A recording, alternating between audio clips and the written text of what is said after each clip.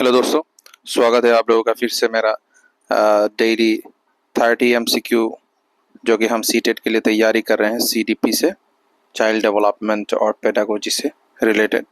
तो ऑलरेडी हमने 9th topics जो है वो कवर कर लिए हैं, लेकिन अभी हमारा जो टॉपिक है वो टॉपिक नंबर 10 है, जिसका सार है लर्निंग एंड मोटिवेशन। ठीक है, ये टॉपिक नंबर 10 है जिसका टॉपिक है लर्निंग एंड मोटिवेशन। ठीक है, प्रेजेंटेड बाय सबको पता है। So welcome back to my channel guys. So without further wasting any more time, let's start our first question. ठीक है, तो पहला क्वेश्चन हमारा क्या है, which scientist is known for classical conditioning. Classical conditioning के बारे में पूछा है, इनमें से कौन से साइंटिस्ट जो है क्लासिकल कंडीशनिंग के लिए जाने जाते हैं। सॉरी, मैंने पहले ही आप लोगों को आंसर लिखा था, I am sorry for that. तो इसका आंसर है, सबने देख भी लिया, तो इसका आंसर है पेवलोव। पेवलोव। देखिए, ये जो सीरीज है इसमें मैंने पिछले वीडियो में बोला था, अगर आप लोगों ने थिंकर के बारे में, थिंकर्स के बारे में अगर आप लोगों ने सीख लिया तो आप लोगों को 30 में से 30 मार्क CDP में ज़रूर मिल जाएगा इंशाल्लाह। तो फिर आप लोग घबराइए मत, हमारे साथ बने रहिए। तो इसीलिए उसी चीज़ को देखते हुए मैंने आप लोगों के लिए आज सिर्फ कुछ थिंकर्स के बारे में, जो कि दी मोस्ट इम्पोर्टेंट थिंकर्स है, ठीक है, इम्पोर्टेंट थिंकर्स है, उनके बारे में मैंने ये वीडियो आप लोगों के लिए बनाया। ठीक है, 30 क्वेश्चन जो है उनमें ज़्यादातर थिंकर्स के बारे में पूछा गया है। तो अगर आप लोग MCQ सॉल्व करेंगे उसके साथ आप लोगों को थिंकर्स भी याद हो जाएगा। जैसे कि इस क्वेश्चन में क्या कहा कि साइंटिस्ट जो है is known for classical conditioning. कौन से साइंटिस्ट ऐसे हैं जिनको जाना जाता है क्लासिकल कंडीशनिंग के लिए? तो इसका आंसर है पेवलोव। क्या है? पेवलोव। एक्सप्लेनेशन यहाँ पे दिया हुआ है। Classical conditioning Pavlov pair a neutral stimulus with an unconditional stimulus until the natural stimulus। ठीक है, उन्होंने कहा था कि नेचुरल स्टिमुलस मतलब कि जो प्रोसेसिंग है स्टिमुलाई थिंग का, बच्चे का ग्रोथ का, वो शुरू होता है अनकंडीशनल स्टिमुलाइजेशन से, फिर जाके वो नेचुरल स्टिमुला होता है। ठीक है, स्टिमुलस होता है मतलब कि नेचुरल डेवलपमेंट होता है। Elicits a conditioned response.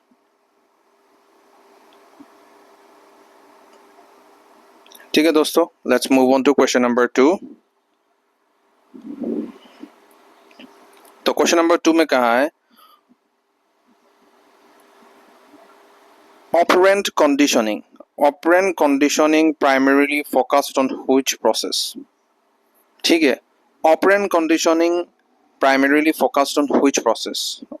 ठीक है, option number A reinforcement, B insight, C observation, D maturation।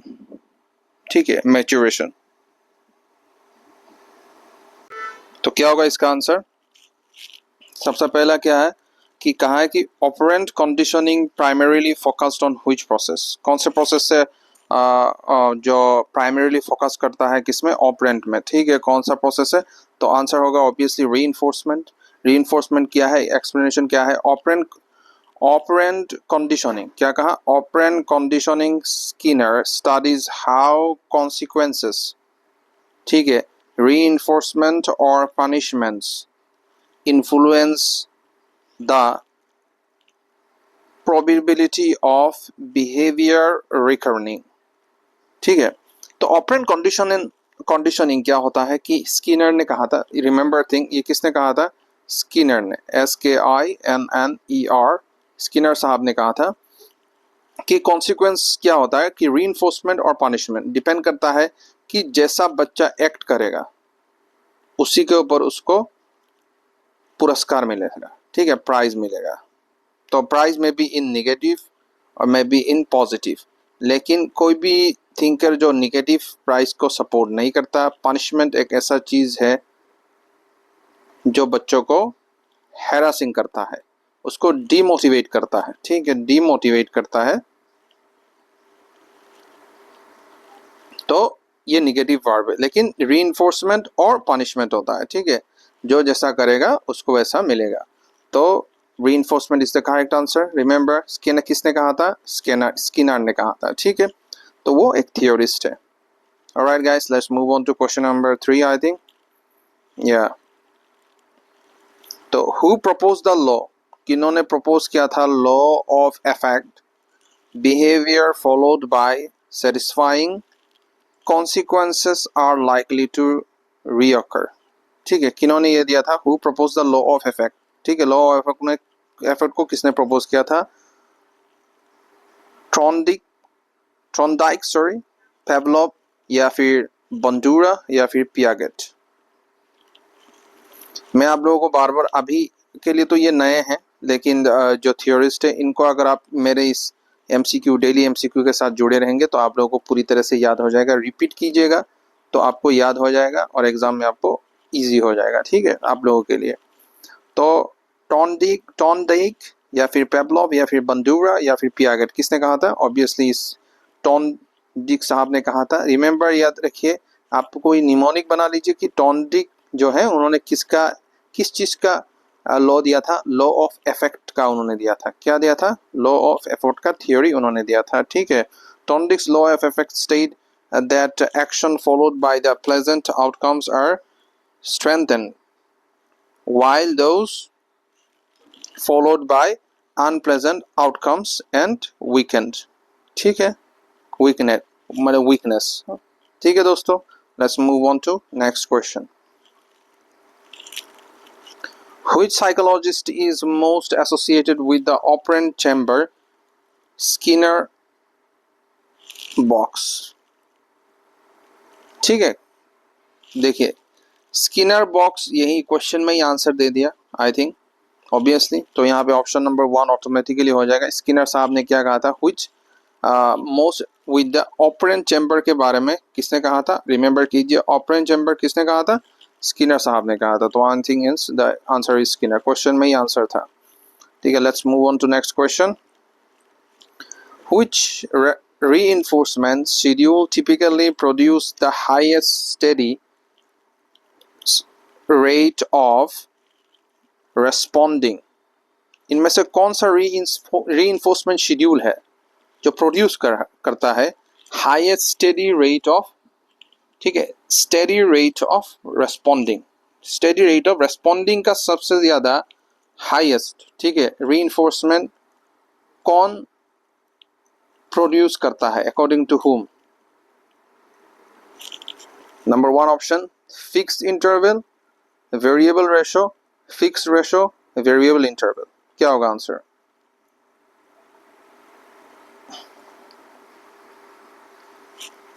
The answer is variable ratio. देखिए वेरिएशन होगा तभी तो सीखेगा बच्चा, ठीक है। Why variation is important? देखिए if something that is stable means what? Means it don't have any potential, उसके अंदर कोई पोटेंशियल नहीं है, इसीलिए वो मूव नहीं हो रहा, ठीक है। किसी भी चीज के अंदर पोटेंशियल होगा तो वो मूव होगा, ज्यादा सीखेगा, ज्यादा दौड़ेगा। अब फॉर एग्जाम्पल एक खंबा है, ठीक है, घर का एक पिलर है, आप समझ लीजिए, इसके ऊपर पूरा घर बेस्ड है। एक घर और महल, सॉरी घर मैंने ठीक से बनाया नहीं, तो समझ लीजिए घर एक बना हुआ है 2 खंबे के ऊपर। इनका पोटेंशियल क्या है? सिर्फ स्टे करना ही तो है, सिर्फ एक जगह पे खड़े ही तो रहते हैं, ठीक है। अगर इनको तोड़ दिया जाए तो क्या होगा? घर के साथ सब खत्म हो जाएगा। अब सोच लीजिए, मान लीजिए कि वेरिएशन है और वेरिएबल रेशो है, या फिर वेरिएबल है या फिर वेरिएशन है इसमें, तो फिर से वही चीज बनाते हैं। समझ लीजिए एक घर है, ठीक है, घर है, ये घर है, ठीक है, इसमें खिड़कियां हो गए, छत हो गया, ठीक है। अब इसमें जो पिलर्स लगे हुए हैं चार टू पिलर हमने दे दिया। पहले क्या था, स्टेबल थे तो वेरिएशन नहीं था, तो अगर पिलर टूटा तो घर गया। अब समझ नहीं, पिलरों के नीचे मैंने पहिया लगा दिया, चक्के, चार टू चक्के लगा दिए, ठीक है। अब चक्का लगा दिया, अब इसमें क्या आ गया, एक वेरिएशन ऐड हो गया ना, मूवमेंट वाला वेरिएशन ऐड हो गया। तो अब इसका कोई डर नहीं। अगर सोच ली यहाँ पे भूमिकंप या फिर अर्थक्वेक आता हो, भूस्खलन आता हो या फिर कुछ भी आता हो, तो हम इस घर को मूव कर सकते हैं। We can move it because of the variation. तो किसी भी चीज में वेरिएशन का होना जरूरी है, जिसे हम वर्सेटाइल भी कहते हैं, ठीक है। अगर आपके अंदर वेरिएशन है तो आप लोग सीख पाएंगे। So this the answer. So variable ratio होता है, ठीक है। Let's move on to next question. A schedule that reverts behavior only sometimes, not every time is called. Sometime कहाँ, sometimes कहाँ दोस्तों, ठीक है। कौन सा रिवर्ड है, बिहेवियर रिवर्ड है जो sometime शेड्यूल होता है, नॉट एवरी टाइम, हर समय नहीं। तो ऑप्शन नंबर ए है, कॉन्टिन्यूअस तो कभी नहीं होगा, कॉन्टिन्यूअस का मतलब समटाइम थोड़ी है, हर समय। इंटरमीडिएट, पार्शियल, इमीडिएट, प्यूनिटिव, क्या होगा आंसर, खुद सोच लीजिए। समटाइम का है ना, कॉन्टिन्यूअस तो ऑप्शन आप डिलीट कर दीजिए, रह गया बी सी डी, इंटरमीडिएट या फिर पार्शियल, इमीडिएट या फिर प्यूनिटिव। इमीडिएट तो भी बिल्कुल नहीं होगा, तो बी और डी में से क्या होगा, प्यूनिटिव होगा या इंटरमीडिएट होगा। इंटरमीडिएट का मतलब मैंने लिख के भी रख दिया, पार्शियली, कभी कभार। तो obviously the answer is partial ना, कभी कभार। सम टाइम का मतलब तो यही है, कभी कभार। इससे भी आप सोल्व कर सकते हो क्योंकि डायरेक्टली लॉजिक बैठ रहा है। सम टाइम कहाँ है, एग्जाम में ये टाइम नहीं मिलेगा आपको सोचने का, ठीक है। Alright, so hope you really understand. चलिए let's move on to next slide. Positive reinforcement usually lead to, positive reinforcement usually कहाँ लीड करता है, हमें कहाँ तक ले जाता है, वेयर, कहाँ तक ले जाता है, कहाँ तक ले जाता है दोस्तों। तो ऑब्वियसली ये हमें कहाँ तक ले जाए, इंक्रीज इन बिहेवियर में होगा या डिक्रीज इन बिहेवियर होगा या फिर नो चेंज या फिर avoidance. Reinforcement usually lead to कहाँ, reinforcement is an positive term, इसको अगर आप पॉजिटिवली थिंक करें तो ये हमें कहाँ तक ले जाएगा, इंक्रीजिंग बिहेवियर होगा या डिक्रीजिंग बिहेवियर होगा। डिक्रीज मैंने क्या कहा, पिछले वीडियो में मैंने कहा कि जितने भी निगेटिव टर्म्स आते हैं उनको एलिमिनेट कर दीजिए। नो चेंज कहा, ये अवॉइडेंस होगा, तो obviously the answer will be increase in behaviour, यही तो पॉजिटिव है, ठीक है। वर्सेटाइल करेगा, ज्यादा सिखाएगा तो हम आगे बढ़ेंगे, तो इंक्रीज इन बिहेवियर होगा ना। Let's move on to next one.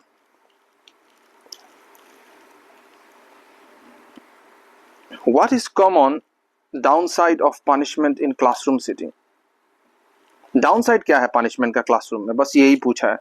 Teaching alternative behaviours या फिर increase intrinsic motivation, may cause fear and avoidance या फिर इंप्रूव लॉन्ग टर्म लर्निंग, क्या होगा।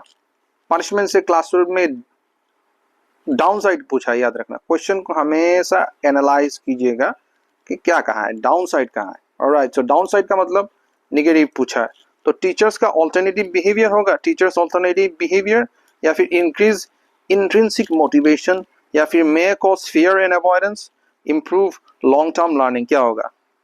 देखिए यहाँ पे निगेटिव है तो आंसर में क्या होगा, obviously may cause fear and avoidance, यही होगा ना। अगर पनिशमेंट का डर होगा क्लासरूम में तो बच्चे के अंदर क्या होगा, डर आएगा और वो अवॉइड करना शुरू कर देगा, ठीक है। तो ये एक क्या है, पॉजिटिवली निगेटिव चीज है, क्या है, पॉजिटिवली एक निगेटिव चीज है, ठीक है दोस्तों। So let's move on to another one, sorry. तो इसमें क्या है, learn by observing other, modelling is central to which theory. Modelling के बारे में पूछा है, क्या है, modelling is central to which theory, कौन से थ्योरी के साथ मॉडलिंग का जुड़ाव है, ठीक है। Bandura social learning theory, operant conditioning, classical conditioning, drive reduction theory, क्या होगा। The answer is Bandura social learning theory. देखिए दोस्तों, मैंने बंडूरा साहब के बारे में पिछले वीडियोस में भी काफ़ी कुछ बोला है। आप लोग मेरे प्लेलिस्ट में जाइए, गो टू माय प्लेलिस्ट, जिसमें मैंने अभी तक का 10 टॉपिक सीडीपी के अंदर कवर कर लिए, और आज जो है वो 10th नंबर का टॉपिक काम कर रहे हैं। ठीक है, तो बाकी के जितने भी टॉपिक है वो मेरे प्लेलिस्ट में है, गो एंड चेक इट, आप लोगों को अच्छा लगेगा। और साथ ही मैंने यूपीएससी का जो ईपीएफओ का एग्ज़ाम आने वाला है, ईपीएफओ, उसका इंडस्ट्रियल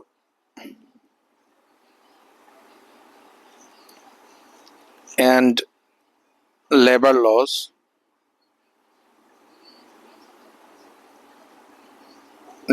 के जितने भी टॉपिक हैं सब मैंने प्लेलिस्ट में ऐड कर रखा है, आप लोग चेक कर सकते हैं। ठीक है, सो मैं हर तरीके का जो एग्ज़ाम है उन सब का मैं क्लासेस कराता हूँ। ठीक है, अभी नया शुरू किया है, आई होप इन फ्यूचर इंशाल्लाह we will gonna work it. Alright, so Bandura social learning theory है। तो next move on to question number 10, which sequence, इनमें से कौन सा sequence correctly list the process required for observational learning according to Bandura. ठीक है, Bandura के अनुसार process require for observational learning है। ऑब्जर्वेशनल लर्निंग बंडूरा के प्रोसेस के बंडूरा के लर्निंग के थ्योरी के अनुसार, ठीक है, कौन सा इनमें से थ्योरी निम्नलिखित ऑप्शन सही है? तो अटेंशन, रिटेंशन, रिप्रोडक्शन, मोटिवेशन, या फिर स्टिमुलस, रेस्पॉन्स, रिवर्ट, पनिशमेंट, या फिर Q, response, reinforcement, habit, observe, repeat, revert और फॉरगेट। कौन सा होगा आंसर? देखिए, इन्हीं यही सही है, attention, retention, reproduction and motivation. बाकी सब जितने भी है सब बोगस है, इनका कोई हमें लेना देना है नहीं। ठीक है, let's move on to next one, 11 number question. Which concept refers to learners believe in their ability to perform a task? इनमें से कौन सा थ्योरी या फिर कॉन्सेप्ट लर्नर बिलीफ के ऊपर परफॉर्म किया जाता है? ठीक है, option number 1 self efficiency, option number 2 self actualization, option number C intrinsic motivation, option number D drive. क्या होगा आंसर? तो आंसर क्या होगा दोस्तों? Answer will be obviously the answer is self efficiency. ठीक है, self efficiency is the most important thing for learning believe in their ability to perform a task. All right, so let's move on to question number 12, I think. Yes, which research work introduced the idea of latent learning and cognitive maps? ठीक है, सो इसमें पूछा कि साफ साफ latent learning के बारे में पूछा, ऑलराइट, लेटेंट लर्निंग के बारे में पूछा और कॉग्निटिव के बारे में पूछा कि इनमें से कौन सा किसने इंट्रोड्यूस किया। ठीक है, तो टॉलमैन, स्किनर, पेवलोव या टॉनडिक। क्या होगा answer? Obviously the answer is tall man. ठीक है, टॉलमैन के साथ हमेशा याद रखना लेटिन लर्निंग रिलेटेड है। क्या है? Latin learning. L for Tom, L for Latin. All right. So remember, hope you really understand what I'm saying. So let's move on to another one. So next question क्या है? Insight learning. Insight learning बहुत important चीज है. A sudden recognition of participation to solve a problem. ठीक है, was demonstrated by. किसने demonstrate किया है? Insight learning को. Insight learning को किसने demonstrate किया है? You need to understand that. So the answer will be Kohler, Pavlov, Skinner, Thorndike. तो obviously ये आंसर, इसका आंसर है कोहलर ने इंट्रोड्यूस किया है। ठीक है, remember these things. Alright, let's move on to question number 13. Drive reduction theory. इसमें पूछा है किसने? ड्राइव रिडक्शन थ्योरी के बारे में पूछा। Behaviour is motivated primarily by, behaviour को मोटिवेट कौन सा चीज करता है, लेकिन ड्राइव रिडक्शन थ्योरी इसमें होना चाहिए। तो क्या होगा? Reducing internal drivers, example hunger, ठीक है। Option number B social reward, option number C curiosity, option number D modelling others. ये वाला ऑप्शन कट जाएगा क्योंकि ओनली कहा, मॉडलिंग अदर्स ये भी कट जाएगा। तो देखिए इसमें क्या है, इंटरनल ड्राइव का है ना, ड्राइव के बारे में तो यही तो है, ये ड्राइव या फिर वो ड्राइव, दोनों एक जैसे ही है ना, सिमिलर ही तो है। तो obviously the answer is obviously यही होगा ना, this is a logic thing, ठीक है। Alright, so reducing internal drive यही है इसका मूल theory. Question number 15, at the top of Maslow's hierarchy sites, ठीक है। क्या है इसमें, टॉप ऑफ मैस्लोस के बारे में पूछा। Eight the top of Maslow के हायरार्की में कौन सा चीज सबसे पहले आता है, ये आता है सबसे पहले सेल्फ एक्चुअलाइजेशन, या फिर एस्टीम सॉरी, या फिर सेफ्टी, या फिर साइकोलॉजिकल नीड्स। क्या होगा टॉप में, कौन सा होगा। हायरार्की मतलब ऐसे एक पिरामिड बना लो, एट द टॉप यहाँ पे पूछा कौन सा होगा, अकॉर्डिंग टू मैस्लो, ठीक है, मैस्लो के थ्योरी के अनुसार, ठीक है। कौन सा होगा एट द टॉप हायरार्की में, कौन सा होगा, सेल्फ एक्चुअलाइजेशन होगा, या फिर एस्टीम होगा, या फिर सेफ्टी, या फिर psychological needs. Obviously self actualisation is the most important thing. सबसे पहले उन्होंने कहा था कि self actualisation is the most important thing, self actualisation, ठीक है। अपने आप को पहचानना सबसे बड़ी चीज होती है, तभी लोग आगे बढ़ पाते हैं। लेट्स मूव, तो इसी के साथ हम भी आगे बढ़ते हैं। Question number 16, who develop self determination theory, किसने डेवलप किया सेल्फ डिटर्मिनेशन थ्योरी को, ठीक है। Focusing on autonomy, competence and relatedness, ठीक है। तो option number A decide, Deci and Ryan, Bandura, Maslow, टोंडो। देखिए इसमें और एक, मैं आप लोगों को देखिए यूपीएससी में जो थ्योरी हम यूज करते हैं इसमें मैं मुझे पता नहीं इसका आंसर क्या है, टू बी ऑनेस्ट, ठीक है। मैं भी आप लोगों के साथ ही पढ़ रहा हूँ, हालांकि मैंने क्वेश्चन आप लोगों के लिए बनाया, मैंने प्रीवियस ईयर के कुछ क्वेश्चंस या और कुछ अपने आइडिया और फिर सब कुछ मिला के मैंने क्वेश्चन बनाया, लेकिन जब मैंने देखा था लेकिन मुझे स्पेशली आंसर इसका नहीं पता, ठीक है। तो इसका आंसर मैं दूंगा जैसे कि देखिए बंडूरा ऑलरेडी हम पढ़ चुके हैं, मैस्लो हमने पढ़ लिया थोड़ी देर पहले, टॉन्डिक के बारे में हमने पढ़ लिया, ये डेकी एंड रायन के बारे में हमने कुछ नहीं पढ़ा। तो obviously I think the answer will be this one will be answer as logic, because this one is the odd one, ये ऑड वन है, ये एक लॉजिक बनाना है, ठीक है। ये ऑड वन है, इनमें से तीनों का हमने पढ़ लिया लेकिन इनका कुछ नहीं पढ़ा। तो ऑब्वियसली ये थ्योरी भी बिल्कुल नया दिखा रहा है, सेल्फ डिटर्मिनेशन थ्योरी हमने पहले किसी भी स्लाइड में नहीं पढ़ा था, यहाँ पे पढ़ा हूँ। तो आई थिंक डेकी एंड रायनी सही आंसर होगा, I am 60-80% sure about it. So let's check on, yes ये देखिए डेकी एंड रायन थ्योरी ने मतलब कि डेकी एंड रायन ने ये थ्योरी दिया था सेल्फ डिटर्मिनेशन का। ऑलराइट, इसी तरीके से आप क्वेश्चन सॉल्व कर सकते हैं एग्जाम में भी, because you don't have time.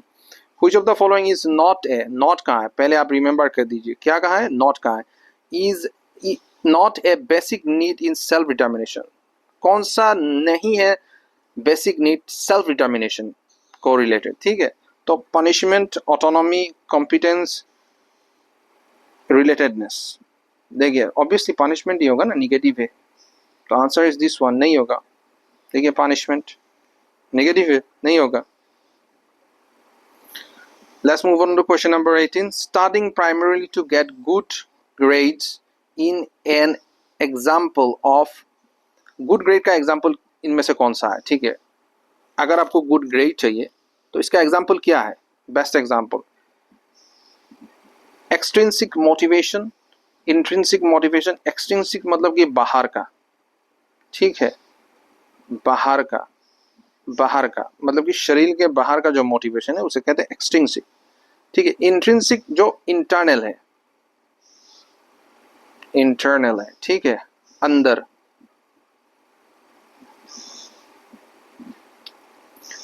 का, ठीक है, सॉरी अंदर का जो मोटिवेशन है उसके बारे में पूछा है, ठीक है।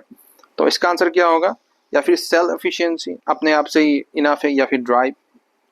तो obviously the answer is I think extrinsic motivation, बाहर का मोटिवेशन सबसे ज्यादा ग्रेट एग्जाम्पल है to get a good grade. All right. इसमें कहा है which phenomena describe when external reward reduce a person's intrinsic interest in activity.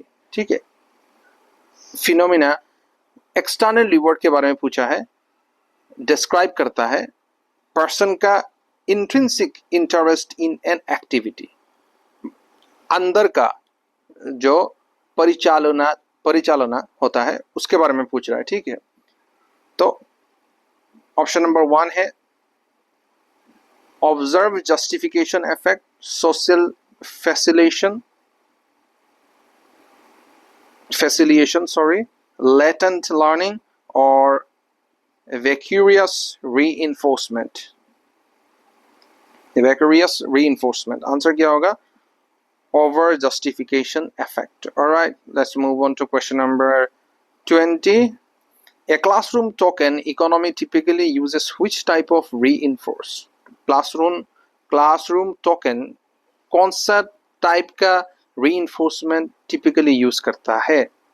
ठीक है, secondary conditional reinforce like token यह होगा, या फिर प्राइमरी रीइंफोर्समेंट लाइक फूड, या फिर पनिशमेंट ओनली, ये कर दो, नेगेटिव है. एक्सटेंशन प्रोसीजर्स ये भी कर दो, नेगेटिव है. एक्सटेंशन क्यों होगा? तो क्या होगा आंसर? ए या बी होगा? Secondary condition reinforce like token होगा, या फिर प्राइमरी रीइंफोर्स लाइक फूड होगा?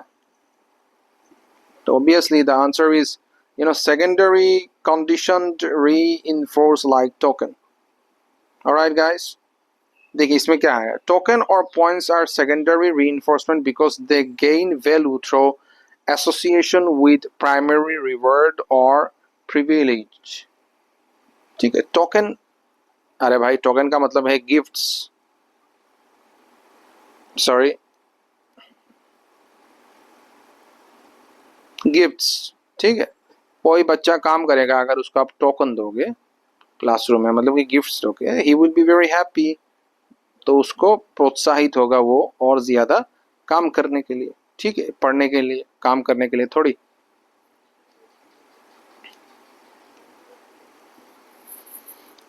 Next question, expectancy value theory suggest motivation depend on. ठीक है, इसमें कहा कि एक्सपेक्टेंसी वैल्यू थ्योरी के बारे में पूछा है. ठीक है, क्या सजेस्ट करता है? Expectancy of success and value place on task, या फिर ओनली बायोलॉजिकल ड्राइव, या फिर पनिशमेंट एंड रिवॉर्ड फ्रीक्वेंसी, या फिर मॉडलिंग अदर बिहेवियर.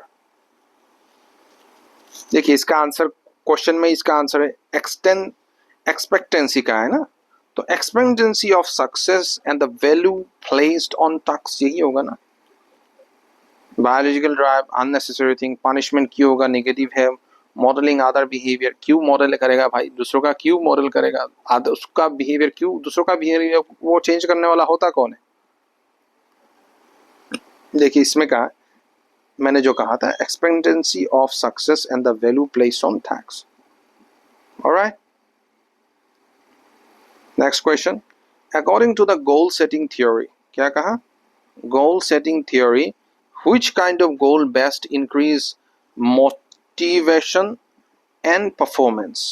ठीक है, क्या होगा? which kind of goal best increase motivation? specific and challenging goals, या फिर vague and easy goals, या फिर no goals, या फिर only outcome goals? देखिए ये तो बिल्कुल नहीं होगा. No goals, vague and easy goals, ये क्या है? Specific and challenging goals, only outcome goals, only नहीं होगा. ए और बी में से कौन सा होगा answer? Obviously specific and challenging goals. Alright, which type of classroom assessment most directly support ongoing learning? ठीक है, ऑनगोइंग लर्निंग कौन सा असेसमेंट सबसे ज्यादा सपोर्ट करता है मोटिवेशन के लिए क्लासरूम में? ठीक है, formative assessment, summative assessment, high stake standardised test, norm referenced exam, क्या होगा? Obviously the answer is formative. Why? Formative assessments provide timely feedback that help learners understand progress and guide improvements. ठीक है, supporting ठीक है, क्या होगा? Supporting motivation and mastery. इसमें ये कहा है कि फॉर्मेटिव असेसमेंट से क्या होगा, फॉर्मेटिव असेसमेंट से क्या होगा? प्रोवाइड टाइमली फीडबैक मिलेगा, ठीक है, understanding progress and guide improve करता है, ठीक है, गाइडेंस मिलेगा और पहले से मालूमात चलेगा कि बच्चे में क्या कमी है, उसको किस तरीके से हम ठीक कर सकते हैं। Alright guys, let's move on to next one. Question number 24, which teaching approach best support the intrinsic motivation in student? Intrinsic motivation के बारे में पूछा है, स्टूडेंट में कौन सा थियोरी टीचिंग अप्रोच सबसे ज्यादा कामिल है, काम करने वाला है, ठीक है, काम करता है, ठीक है, करता है, ठीक है, तो कौन सा है? ऑटोनॉमी सपोर्टिव इंस्ट्रक्शन, या फिर strict roti learning with reward, या फिर थ्रेट्स ऑफ पनिशमेंट, या फिर excessive external bribery? The answer होगा ऑब्वियसली ऑटोनॉमी सपोर्टिव इंस्ट्रक्शन, ठीक है। क्यों? Allow student choice, make meaningful task and rational supports autonomy and intrinsic motivation per self determination theory, ठीक है। इससे क्या होता है कि बच्चों में चॉइस करने का जो बढ़ावा है उसे दिया जाता है कि वो अपने से चॉइस करे कि उसको क्या चाहिए, किस तरीके से उसको वो अपने से कर पाए, और उसके आधार पर जो आउटकम निकले उससे उसको जज किया जाए और उसी के ऊपर उसको ट्रेनिंग किया जाए आगे के लिए, ठीक है। Question number 25, attribution of the failure to lack of effort, ठीक है, rather than to fix ability typically lead to, किस चीज के और बढ़ावा देता है, ठीक है। Higher motivation to try again, immediate give up, no change, sorry, lower future, persistence. क्या होगा answer? Obviously the answer is higher motivation to try again. अरे यार पॉजिटिव ही है, जितना जितना ज्यादा तुम एफोर्ट डालोगे उतना ज्यादा उसकी एबिलिटी को इनहेंस होगा। इनहेंस होगा मतलब क्या?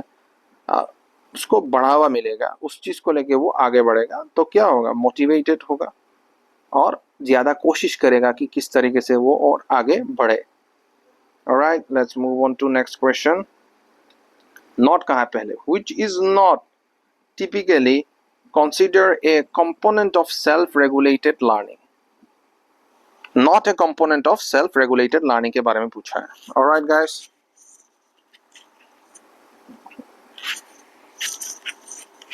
तो क्या होगा? spontaneous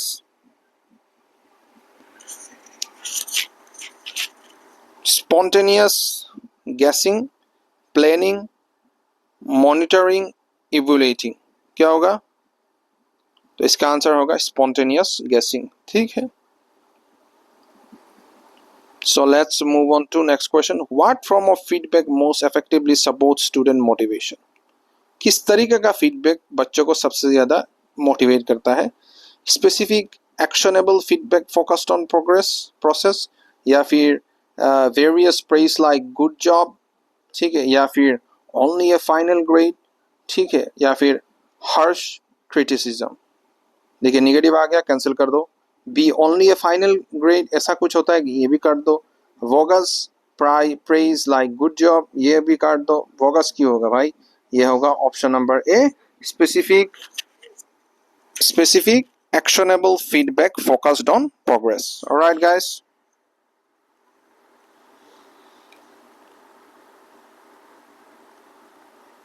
यही है आंसर।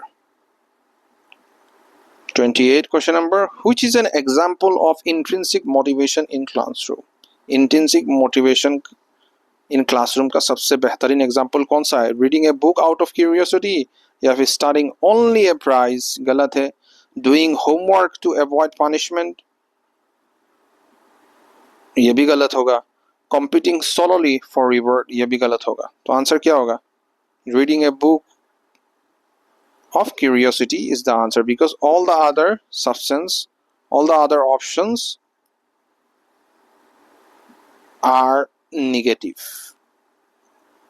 मैंने आप लोगों को पहले ही बताया था, जितने भी ऑप्शन आप लोगों को लगे निगेटिव है तो उनको आप अवॉइड कीजिए, काट दीजिए और फिर आगे बढ़िए। Alright guys, let's move on to next question. Which method is commonly used to measure learning self-reported motivation?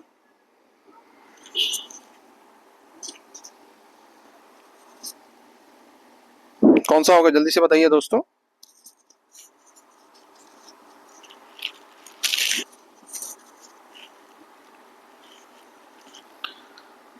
Likert style self report scales, या फिर MRI ब्रेन स्कैनर स्कैन्स, या फिर ओनली बिहेवियरल ऑब्जर्वेशन, या फिर astrological chart? I think the answer is I, Likert style self report scales. ठीक है, यही answer होगा। सो अब हम हो चुके हैं आखिरी क्वेश्चन की ओर, हमारा आखिरी पड़ाव। That's all for today guys, इतना ही हमारा लास्ट क्वेश्चन है, तो कर लेते हैं हम इसको फिनिश, उसके बाद हमारा खत्म। ए लर्निंग कर्व टिपिकली शोज, एक लर्निंग कर्व है, ठीक है, ये एक लर्निंग कर्व है, वो टिपिकली क्या शो करता है? ठीक है, टिपिकली क्या शो करता है? Change in performance over practice, improve और डिक्लाइन, या फिर immediate mastery on fast trial, या फिर no relationship between practice and performance, या फिर only forgetting over time? I think आप लोगों को आंसर मालूम ही है, तो आंसर नंबर ए ही है, change in performance over practice. यही दिखाता है ना, कार्व है। कार्व क्या शो करता है? इम्प्रूवमेंट शो करता है, ऐसे ऐसे शो करता है कार्व, ठीक है। इम्प्रूवमेंट यहाँ तक हो गया, फिर डिसइम्प्रूवमेंट हुआ, नीचे गया, तो अप डाउन शो करता है, ठीक है। तो इसी के साथ हम खत्म करते हैं आज का video. Hope you really like this video. If you really like it, do subscribe and like, do comment और शेयर कीजिए अपने दोस्तों के साथ। बाय बाय, फिर से मिलते हैं हम दूसरे वीडियो के साथ, नए टॉपिक के साथ। Alright guys, have a nice day.